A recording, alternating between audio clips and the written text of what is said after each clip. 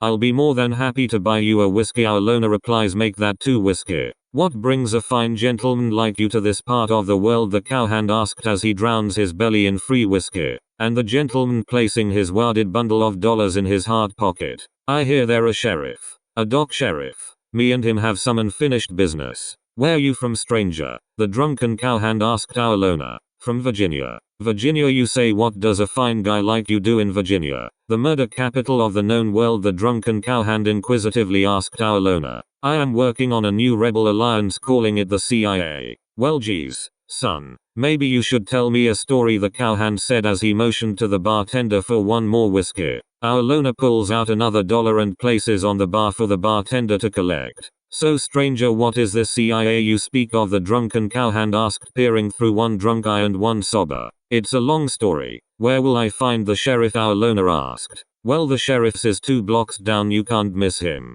the cowhand said. Our loner hits his shot back and walks towards the saloon doors. Hey stranger, I hear you working for the CIA, a voice at the poker table yelled. Our loner stops his descent to the door. Fancy a game of poker? The voice yelled. Our loner was good at poker and never liked to miss an opportunity for money, and even more for a story. Yes. What's the game, friend? Our loner said, eyes twinkling. 7 card stud. You know it? Yes, I know it. Our loner sat down back to the saloon door. Eeny meeny miny mo, the poker stranger said, counting out cards. The cards tattered and torn in his favor. Put your money where your drink is, the poker stranger heckled. How about we use a fresh deck? Our stranger said, pulling out a crisp minted bona fide set of cards. Geez son, those cards are fancy, the poker table chuckled. Oh wee, them's is fancy. This set a rambling debate amongst the poker players. Okay stranger, have it your way, your cards it is, the dealer said, splitting the card. Eeny meeny miny mo.